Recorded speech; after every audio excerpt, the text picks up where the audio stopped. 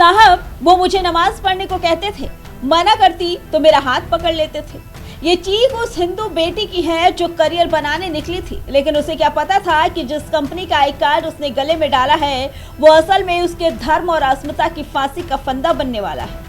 हम अक्सर सोचते हैं कि लव जिहाद या ब्रेन वॉशिंग सिर्फ गांव देहातों या मदरसों की कहानी है, लेकिन नासिक के टीसीएस दफ्तर से आई खबर ने साबित कर दिया कि मकसद वाले अब अनपढ़ नहीं रहे। अब ये सॉफ्टवेयर इंजीनियर बन चुके हैं, टीम लीडर बन चुके हैं और एचआर हेड की कुर्सी पर बैठ के आपकी बेटियों का शिकार कर रहे हैं। ये व्हाइट कॉलर क्रिमिनल्स हैं जो कोड लिखने के बहाने हिंदू लड़कियों की बर्बादी की स्क्रिप्ट लिख रहे थे। इस पूरी कहानी का सबसे घिनौना चेहरा है निदा खान। एक औरत होकर उसने दूसरी औरतों का सौदा किया।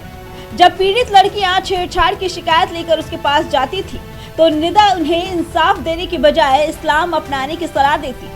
शिकार भी चुन चुन कर किया गया। सिर्फ उन लड़कियों को नौकरी पर रखा गया जिनके घर की माली हालत खराब थी, ताकि जब उन्हें नमाज पढ़ने या गौमांस खाने के लिए मजबूर किया जाए तो नौकरी जाने के डर से वो खामोश रहे। कल्पना कीजिए उस 20 साल की लड़की की जो अपने बूढ़े माँ बाप का सहारा बनने के लिए घर से निकलती। दफ्तर में घुसते ही उसे घेर लिया जाता, देवी देवताओं पर अश्लील टिप्पणियां की जाती, टीम मीटिंग के नाम पर उसे गलत तरीके से छुआ जाता, दोस्ती का नाटक करके निजी तस्वीरें ली जाती और फिर शुरू होता असली खेल। मुसलमान बन जाओ वरना बर्बाद कर देंगे। नासिक की उन 12 लड़कियों ने जो सहा वो रूह कपा देने वाला है। उन्हें दफ्तर के अंदर जबरन रोजा रखवाया गया। जब सिस्टम सो रहा था तब नासिक पुलिस ने एक ऐसा दांव खेला जो इतिहास में दर्ज होगा। महिला पुलिसकर्मी झाड़ू पोछा करने वाली बनकर कंपनी के अंदर घुसी। उन्होंने अपनी आंखों से देखा कि कैसे नामी कंपनी के टीम लीडर दानिश, आसिफ और शाहरुख लड़कियों को टारगेट कर रहे थे। ये कोई इत्तेफाक नहीं, एक सुसंगठित व्हाट्सएप गैंग था जहां हर दिन प्रोग्रेस रिपोर्ट शेयर होती थी। आज किस लड़की को कितना झुकाया गया।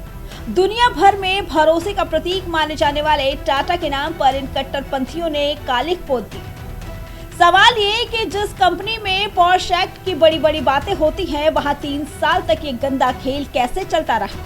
मैनेजमेंट की नाक के नीचे एक पूरा ग्रूमिंग सिंडिकेट फल फूल रहा था और किसी को खबर तक नहीं। टीसीएस कर्मियों पर लगे धर्मांतरण और यौन शोषण के गंभीर आरोपों ने पूरे शहर को झकझोर कर रख दिया। इसके खिलाफ रणरागिनी जन आक्रोश बाइक रैली निकालकर महिलाओं ने अपनी सुरक्षा और सम्मान के लिए हुंकार भरी। विधायक देवयानी परांडे का कड़ा रुख बेटियों के साथ हो रहे इस विश्वासघात के खिलाफ एक सामूहिक पीड़ा और गुस्से को दर्शाता है।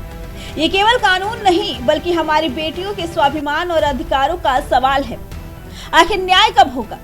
ये मामला सिर्फ नासिक का नहीं है, ये हर उस पिता के लिए चेतावनी है जिसकी बेटी किसी एमएनसी में काम करती है। ये मॉड्यूल हर शहर में सक्रिय हो सकता है। अपनी बेटियों से बात कीजिए, उनके दफ्तर के माहौल को समझिए। अगर कहीं भी निदा खान जैसी कोई औरत या दानिश जैसा कोई लड़का दबाव बनाए तो खामोश मत रहिए। नासिक की इन बेटियों ने हिम्मत दिखाई, अब बारी समाज की है कि इन सफेदपोश आतंकियों को उनके सही ठिकाने यानी जेल की कालकोठरी तक पहुंचाया जाए। इंसाफ की लड़ाई अब रुकनी नहीं चाहिए। Bureau report, prime TV.